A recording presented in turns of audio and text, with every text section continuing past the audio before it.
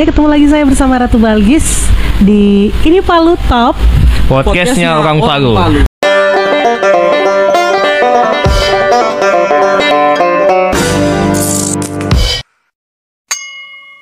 Dan saya sudah bersama dua orang yang ganteng sekali ini ya.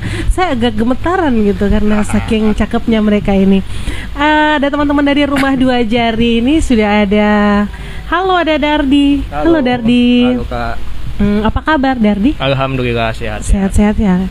Oke, juga sudah ada Eko. Halo Eko. Iya. Eko Halo. Saputra ya. Iya, Eko Saputra. Saya panggil Dardi dan Eko saja ya, Ya, boleh. biar kita lebih akrab. Oke, dan kita bicara soal Rumah Dua Jari. Mungkin sebagian dari teman-teman podcast Palu ya, sahabat podcast Palu itu belum tahu Rumah Dua Jari itu apa sebenarnya. Bisa Dardi jelaskan sedikit? Rumah Dua Jari. Ya. Rumah Dua Jari ini kita sering sebutnya, jadi pas-pas ini ada di podcast Palu. Kami sering sebutnya Yayasan Asri Tanah Kairi. Rumah Dua Jari, rumahnya itu kita filosofikan tempat kita berkumpul, berbagi cerita, berbagai pikiran dan sebagainya lah, wadah lah intinya. Dua jari itu kita ambil dari hadis Rasulullah. Beliau bersabda, aku dan penyantun anak yatim akan begini nanti bersama aku. Jadi gitu ya? Ini dua jarinya ini yang kita Seperti ini, Kak. ambil. Jadi kita artikan saja mulai rumah ini kita berharap bisa sedekat ini dengan Rasulullah nanti di surga. Amin, insya Allah. Amin. Kita berharap. Nah, oke. Itu Rumah Dua Jari Rumah Dua maknanya Jari. ya. Nah, Ya. Filosofinya. siapa sih sebenarnya yang ada di Rumah Dua Jari ini? Siapa mereka gitu? Rumah Dua Jari. Rumah Dua Jari ini banyak orang di dalamnya. Berbagai macam karakter juga. Iya. Dari PNS, ibu rumah tangga, anak kuliahan, bahkan kemarin ada anak sekolah tapi sudah tamat tahun ini. Iya. Tahun kemarin itu. Bahkan ada anak sekolah yang intinya orang Palu yang mau berkegiatan sosial, membantu anak-anak karena kita fokus di anak-anak. Ya. Sesuai sesuai filosofi hadis tadi, anak yatim dan duafa. Jadi karena bermainnya itu, karena kerjanya itu di anak yatim dan duafa itu. Gitu ya. Nah, tujuannya sendiri dibentuknya Rumah Dua Jari itu apa sebenarnya? Kebetulan saya juga di awal terbentuknya sudah di situ memang. Jadi sama teman-teman itu maunya bersedekah besar, bersedekah banyak gitu kan. Tapi tidak doi. Tidak doi. Yang ada cuma tenaga, pikiran, kita punya ide. Ya. Nah, akhirnya kita jadi saluran berkah untuk orang lain lah. Kita sedekah tenaga saja. Ya. Nah, alhamdulillah dari 2011 sampai sekarang masih ada di Palu. Oke, jadi itu dibuat bentuk sebuah wadah gitu ya, Ya, untuk teman-teman sebuah yang memang care dengan Isu bagaimana sosial, kita isu sosial gitu ya. Oke. Nah, berapa kalau itu dari tahun berapa sebenarnya sudah mulai ada sebenarnya Rumah Dua Jari? Rumah Dua Jari ini 2011. 2011. Tapi Iya. namanya belum Rumah Dua Jari. Masih Ayo Sedekah Palu. Cuma karena kata Palu itu menurut kami mengekang ruang gerak kita. Iya. Ya, jangankan ke luar Palu saja orang Palu ini kenapa ada di sini teh. Oh begitu ya. Nah, akhirnya Luar biasa. kami ganti lah dengan Rumah Dua Jari. Ya. Gitu. Begitu ya. Oke. Nah, sebenarnya apa yang jadi tujuan ketika Rumah Dua Jari ini sudah terbentuk? Dalam artian akan ada kegiatan-kegiatan yang dilaksanakan ya gitu. Ya. Nah, sampai hari ini sudah kegiatan apa saja yang jadi prioritas gitu di Rumah Dua Jari? Ya, jadi seperti yang kami bilang tadi, kita bermainnya di anak yatim dan duafa. Ya, untuk ruang lingkup kerjanya itu di pendidikan dan kesehatan. Begitu. Pendidikan dan kesehatan. Jadi untuk pendidikan itu kita beasiswa anak gitu ya. Kembali ke sekolah, bagaimana kita bantu. Yang kita tahu kan sekolah itu gratis. Ya, tapi kan perlengkapannya tidak gratis. Gitu. Dan masih ada juga sekolah-sekolah mungkin yang bisa yang masih pungut biaya. Itu yang kita bantu. Dan yang paling laku itu untuk divisi kesehatan. Sampai sekarang ini masih ada sekitar 12 anak ya, 12 anak. 12 anak.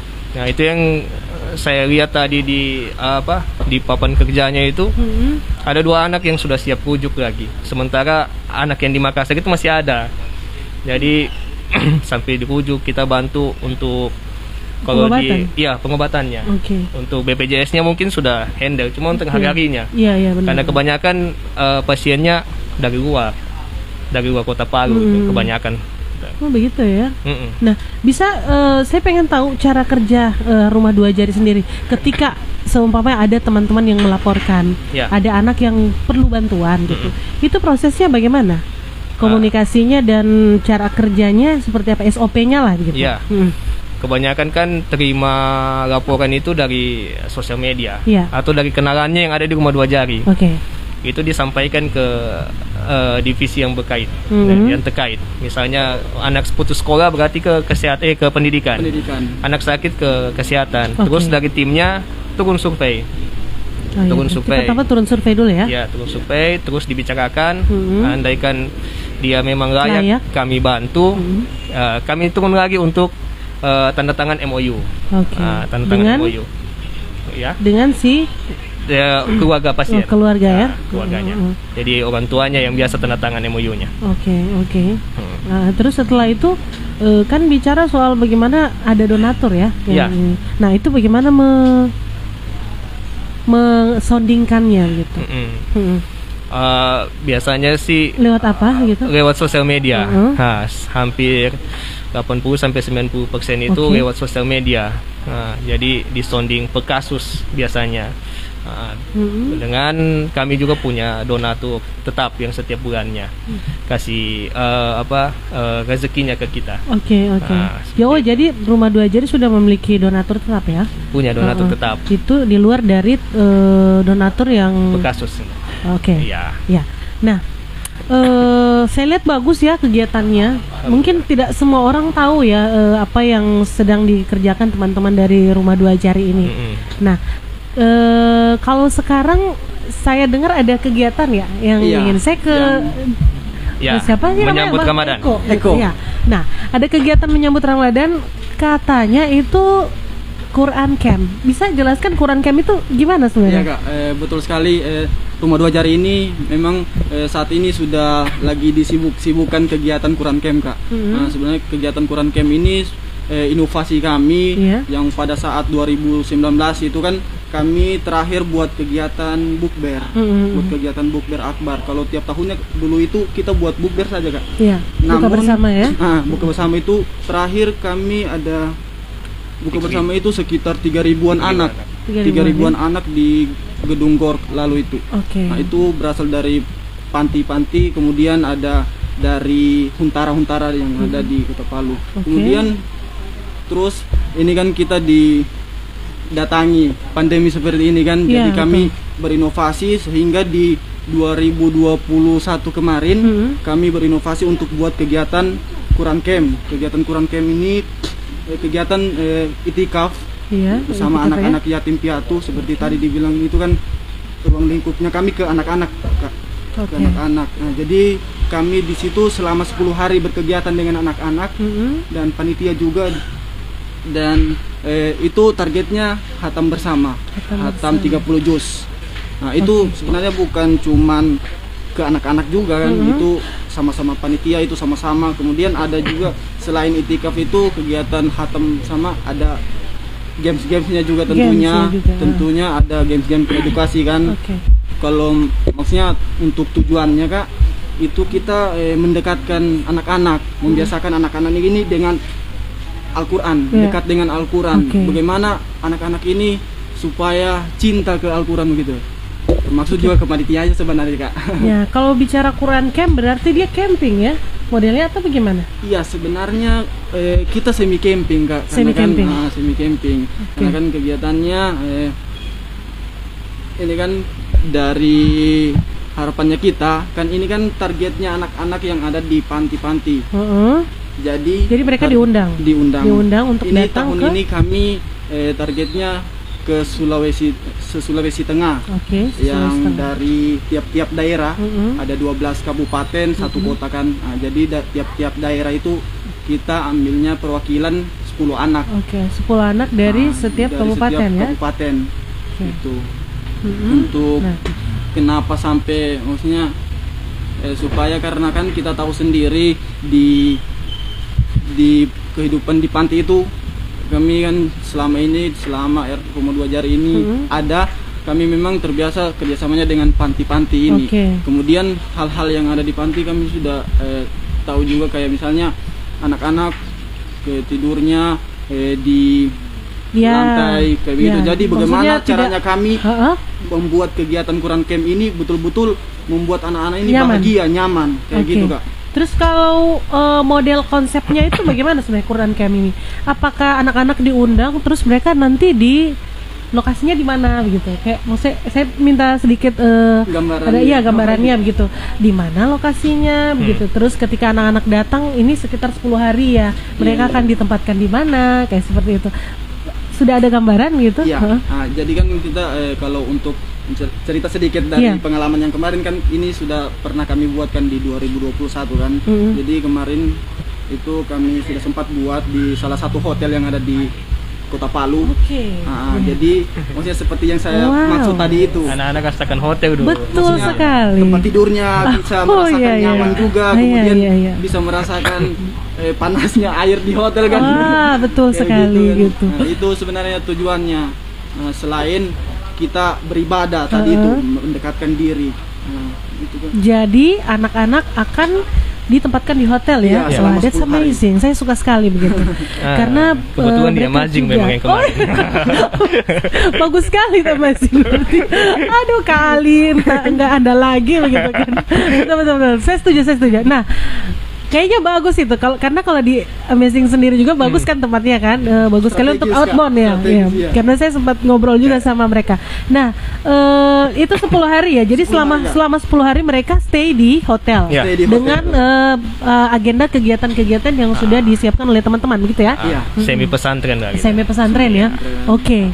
Nah, bagaimana cara teman-teman memilih anak-anak yang bakal didatangkan ke Palu?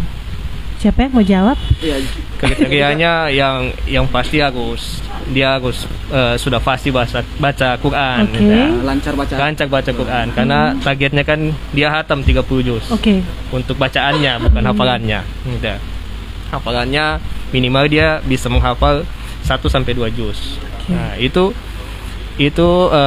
targetnya kita. Tapi pada kenyataannya di tahun kemarin untuk anak-anak yang hatam itu bisa 3-4 kali dalam 10 hari. Karena saking semangatnya. Bahkan ada yang hatam dalam 5 hari. 5 hari hatam. 3 hari. Kita Jadi mereka ini tidur. Betul-betul berlomba-lomba Kak. Betul berlomba-lomba ya. Jadi memang mereka harus diberikan penghargaan dengan effort mereka ini ya. Gitu. Waduh, senang sekali. Saya jadi senang sekali mendengar, bangga jadinya begitu. Ternyata masih banyak anak-anak kita yang insya Allah jadi penghafal Al-Quran dan menjadi orang yang lebih baik lah daripada yang sekarang. Ya maaf ya, bicara kalau sekarang ya kacau sekali dunia ini. Itu cerita lucunya di awal dari pertama datang sudah lucu memang. Jadi ada yang teriak-teriak mandi karena airnya terlalu panas kan, salah putar. Diputar tempat mereka panas. Lucu-lucu juga anak-anak ini. Tapi disitulah sebenarnya senangnya kita itu di situ gitu, karena akhirnya mereka bisa tahu juga ternyata ada air panas, ada air dingin gitu kan. Yang tadinya kita capek Kak ngurusi apa segala macam kan persiapannya, tapi ketika kita lihat anak-anak senyum bahagia seperti itu kan luar biasa, kayak terbayarkan. Calon bapak yang baik ini terbayarkan ini capeknya kita. Concern banget dengan anak-anak itu luar biasa loh. Iya betul. Nah, itu rencananya kegiatan dilaksanakan kapan? Rencananya kita di tanggal 17 sampai tanggal 26 itu bulan? di bulan akhir Ramadan. 10 hari terakhir Ramadan Kak. Dari tanggal 17. Berarti ini akan dikerjakan pada saat kita bulan Ramadan ya? Iya, bulan Ramadan. Oke. Terus nanti kalau kedepannya kok donatur sudah ada atau bagaimana untuk Quran Camp ini? Iya, kebetulan ini Kak. Jadi memang dana yang dibutuhkan, dana yang dibutuhkan Kak ini sekarang Yang kita butuhkan itu 382 juta. 382 juta. Sahabat podcast, 382 juta untuk membuat anak-anak senang loh. Membahagiakan ini Kak. Ayo sama-sama. Ini luar biasa loh. Iya. Karena kan silakan terus. Konsumsinya Iya. itu kan persiapannya, kemudian ada kan reward untuk anak-anak, santunannya juga kan seperti itu Kak. Iya. Sehingga kita harapannya kita itu adalah teman-teman di podcast Palu yang bisa membantu gitu kan? Iya. Minimal makannya kita kasih makanan terbaik. Iya. Betul sekali. Nah, sebenarnya harapan yang kalau saya bilang harapan pribadi ya dari Dandi dulu ya. Ini apa yang sebenarnya ingin diraih dari kegiatan ini sendiri?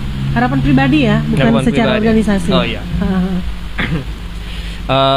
Kami ini suka anak-anak, suka anak-anak dan suka anak-anak itu menghafalkan Quran, jadi bekal untuk menolong orang tuanya nanti, seperti itu. Jadi kalau lihat anak-anak itu, kami senang sekali. Dia mau lompat-lompat karena hampir semua anak-anak itu di Quran Camp kemarin tidak ada yang tidur baik-baik. Betul. Pasti dia loncat ke tempat tidurnya, saking empuknya. Itu lihat itu saja, kadang air mata menetes. Begitu. Iya. Lompat-lompat, nggak ada yang pernah saya bilang sama panitia. Tidur begitu? Nggak ada. Jangan marah. Anak-anak juga setelah kemarin kan siapa yang cepat hatam kasih mandi di kolam renang. Iya. Hanya seperti itu rewardnya. Mereka kejar. Kita susah suruh tidur. Tidur sudah. Tidak ada. Baca Quran terus. Iya, bahkan sampai sakit Kak kemarin sampai kan. Sakit. Sampai ada yang betul-betul mau kejar supaya hatam cepat. Dia bisa mandi di kolam. Janjinya dari harus mau ini ya berenang besoknya, padahal dia harus tidur untuk bisa berenang itu. Gitu. Karena berenang lama, terus kalau tidurnya tidak cukup kan bagaimana? Iya, mungkin karena betul-betul baru keinginannya baru itu ada fasilitas yang seperti itu. Nah, jadi kalau harapannya kalau kami secara keseluruhan harapannya tidak muluk-muluk. Yang kita selalu bilang itu gajinya kita. Iya, benar. Itu gajinya kita. Di hashtagnya Rumah Dua Jari gitu. Senyum mereka bahagia kita. Iya. Kami selalu gaungkan itu, senyum mereka bahagia kita. Jadi kasih senyum saja. Iya. Kita sudah jadi gajinya kita itu. Teman-teman Rumah Dua Jari, apakah ada keinginan untuk berkolaborasi dengan komunitas lain ya? Iya. Bagaimana itu? Ada tidak? Tentunya untuk berkembang kami tidak bisa sendirian. Iya.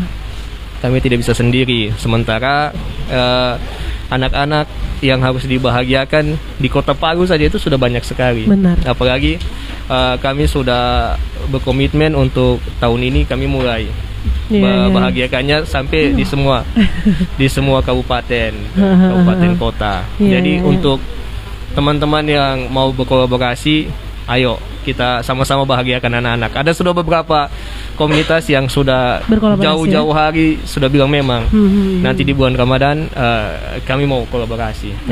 Jadi kami masih membuka diri sih untuk teman-teman lain. Benar. Diminum dulu, haus mungkin. Oke, kita kan santai gitu. Oke, teman-teman podcast Palu, memang kalau bicara soal kegiatan sosial ya, kita akan bicara soal bagaimana kita bisa bersinergi. Kalau menurut saya ya, kenapa kita tidak sama-sama begitu? Mungkin dari komunitas lain yang saat ini lagi nonton juga kita bisa sama-sama bersama Dardi ya, maaf ya, Dardi dan Eko dari Rumah Dua Jari untuk sama-sama berkolaborasi tentunya di acara Quran Camp ini ya. Dan kalau menurut saya, kalau seumpamanya ada teman-teman atau mungkin sahabat podcast yang saat ini lagi nonton mau berdonasi, itu kemana? Bisa di sounding saja begitu di sini, kemana harus? Bisa lihat tuh kegiatannya. Kebanyakan itu kami lihatnya di Instagram. Instagramnya itu Rumah Dua Jari Official. Nanti silakan di situ ada nomor adminnya yang bisa dihubungi untuk donasi. Silakan menghubungi kami. @Rumah Dua Jari gitu. Iya, Rumah Dua Jari Official. Itu sambung semua itu Instagram ya. Kalau Facebook ada tidak? Ada, Rumah Dua Jari. Rumah Dua Jari. Berarti di kepo saja dulu ya kegiatannya. Terus nanti kalau seumpamanya ada keinginan untuk berdonasi, langsung hubungi admin ya. admin. Atau bisa di DM ya, langsung di akun bisa DM ya. langsung di Instagramnya. Oke. Ada nomor kontaknya yang bisa di-share dulu sama teman-teman juga? Kontaknya ada. Kalau nomor rekening ada juga. Iya, wah luar biasa, langsung saja begitu kan. Disoning saja di sini mumpung ini live ya baik teman-teman. Jadi sekarang rekeningnya Rumah Dua Jari sekarang sudah beralih ke ini BSI. Oke. Nah, jadi nomor rekeningnya itu 555 560 0060. Oke. Atas nama Rumah Dua Jari, Kak. Oke. Jadi nanti kalau ingin berdonasi langsung saja ke nomor rekeningnya atau ke mau telepon dulu begitu cari informasi, boleh juga langsung ke mana nomornya? Ke nomornya admin Rumah Dua Jari. Nomornya 08 tunggu, Kak. Berarti teman-teman boleh kepo dulu IG-nya. 89090957. Oke, 0821 09 57. Jadi buat teman-teman yang pingin kepo juga boleh dikepo dulu ya kegiatan-kegiatan teman-teman di Rumah Dua Jari. Karena yang pasti kita berharap kegiatan ini bisa sukses ya. Dan mungkin ada orang-orang di luar sana yang punya hati yang luar biasa begitu. Kita berharap ada donatur yang besar gitu yang bisa mensupport kegiatan ini ya. Oke. Kalau orang Palu itu baik-baik, Kak. Iya, betul sekali. Selain baik hati tidak sombong dan suka menabung ya. Oke. Statement dah, closing statement deh buat teman-teman di podcast Palu. Silakan. Dari Rumah Dua Jari sebelum kita tutup. Ya, terima kasih sudah sudah kasih kita panggung untuk berbicara ya. Sama-sama dari Palu ya. Iya. Orang Palu itu yang seperti saya bilang, Kak, sesama orang Palu itu baik-baik semuanya. Buktinya kami dari 2011 sampai 2022 ini masih bisa bertahan. Itu dari donasinya rata-rata hampir 100%, hampir 90% itu orang Palu. Hanya kita saja kita bisa membangun Palu, apalagi anak-anak yang akan kami bahagiakan ini bukan hanya di Palu, di hampir semua kabupaten dan kota yang ada di Sulawesi Tengah. Untuk itu kami mengajak untuk teman-teman kita berkolaborasi, kita bahagiakan anak-anak yatim dan duafa demi tercapainya seperti hashtag kami, senyum mereka bahagia kita. Oke, wah, terima kasih banyak Rumah Dua Jari sudah mau datang sini berkunjung dan berkolaborasi juga ya kita. Oke, terima kasih teman-teman sahabat podcast Palu. Hari ini pasti semua lagi stay di sini ya. Jangan lupa kalau kalian punya uang lebih ya, dana lebih lah, silakan berdonasi. Kenapa tidak? Itu adalah tabungan buat di nanti kita kalau sudah sudah tidak bernyawa lagi. Oke, dan akhirnya kita akhiri saja podcast Palu hari ini bersama saya Ratu Balgis dan sudah ada Dardi dan Eko Saputra dari Rumah Dua Jari. Saya ucapkan terima kasih banyak buat yang terus stay di sini. Wabillahi taufiq wal hidayah. Wassalamualaikum warahmatullahi wabarakatuh. Dan podcast Palu top podcastnya orang Palu. Podcast orang Palu.